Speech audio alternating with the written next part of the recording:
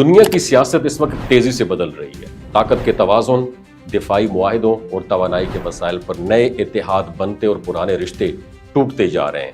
ایسے میں پاکستان جیسے ملک کے لیے سفارتی کے ساتھ ساتھ اقتصادی سطح پر توازن قائم رکھنا نہایت اہم بلکہ دانشمندی کی علامت ہے۔ آج کی دنیا میں کوئی بھی ملک اکیلا نہیں چل سکتا، نہ دفاع میں، نہ معیشت میں، نہ سفارتکاری میں، اور یہی وہ موقع ہے جب سمجھداری، متوازن فیصلے اور دور اندیش قیادت ایک قوم کی مستحکم مستقبل کی طرف لے کی جا سکتی ہے۔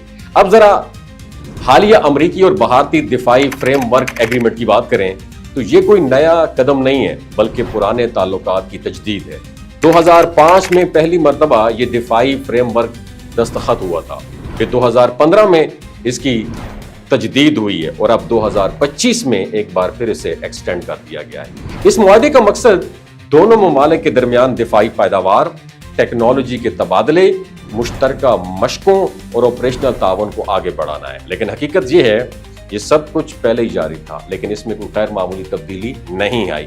اگر یہ معاہدہ کسی بڑی پیش رفت کی حیثیت رکھتا تو ممکن ہے کہ بھارتی وزیر اعظم خود امریکہ جا کر اسے سائن کرتے، مگر ایسا نہیں ہوا۔ اصل سوال یہ ہے کیا اس طرح کے معاہدوں سے پاکستان پر کوئی نیگیٹو امپیکٹ پڑ سکتا ہے؟ تو میرا جواب واضح ہے، ایبسولوٹلی ناٹ۔ وہ والا ایبسولوٹلی ناٹ نہیں، واقعی نہیں پڑے گا، کیونکہ آج پاکستان کی عالمی پوزیشن پہلے سے کہیں زیادہ مضبوط ہے۔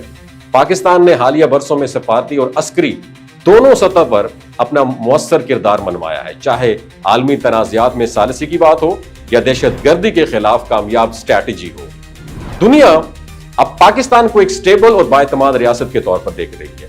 پاکستان کی قیادت نے حالیہ عرصے میں بین الاقوامی فورمز پر جس وقار سے پاکستان کے ملک کی نمائندگی کی ہے، اس نے دنیا بھر میں پاکستان کی ریپوٹیشن کو مضبوط کیا ہے۔ اب ہم بات کرتے ہیں روسی تیل کے معاملے کی۔ بھارت اور امریکہ کے درمیان اس وقت توانائی پالیسی پر اختلافات کھلے عام سامنے آ چکے ہیں۔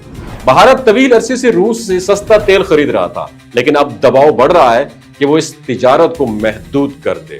امریکی قیادت نے اشارہ دیا ہے کہ بھارت کو رواں سال کے آخر تک روسی تیل کی خریداری بند کرنا ہوگی۔ ظاہر ہے اس سے بھارت کے توانائی ذرائع پر دباؤ بڑھے گا اور اسے آلٹرنیٹیو سورسز کی تلاش کرنی پڑے گی۔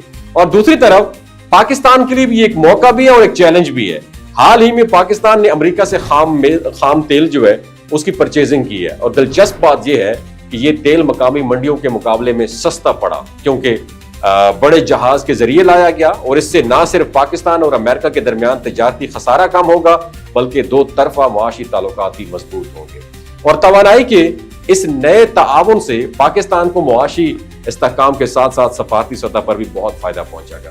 یاد رکھنا چاہیے کہ عالمی معیشت اور سیاست میں کوئی قدم تنہا نہیں اٹھایا جاتا۔ آج امریکہ واحد سپر پاور ہے اور اس کے اثرات دنیا کے ہر بڑے ادارے پر دکھائی دیتے ہیں، چاہے وہ عالمی بینک ہو، IMF ہو یا یونائٹڈ نیشن ہو۔ ایسے میں بھارت کا جھکاؤ امریکہ کی طرف رہنا ایک فطری عمل ہے، کیونکہ وہ عالمی نظام میں اپنی جگہ مضبوط کرنا چاہتا ہے، لیکن پاکستان کی اسٹریٹجی ہمیشہ بیلنس پر مبنی رہی ہے۔ چائنا، امریکہ، روس اور خلیجی ممالک سب کے ساتھ تعلق کا ایک معتدل رستہ اپنایا گیا ہے، اور یہی رستہ پاکستان کو غیر ضروری بلاک سیاست سے بچا کر خود مختاری کی راہ پر گامزن کرے گا۔ اور روس سے تیل لینے کے معاملے میں چائنا اور ایران جیسے ممالک بھی سرگرم ہیں، اور پاکستان کے پاس یہ اتھارٹی موجود ہے کہ وہ اپنی ضروریات اور مفادات کے مطابق فیصلہ کرے۔ اور عالمی منظرنامہ بدل رہا ہے، لیکن پاکستان اگر اپنے معاشی اصلاحاتی ایجنڈے پر قائم رہے، اپنی سفارتی پالیسی کو متوازن رکھے اور اندرونی استحکام پر توجہ دے،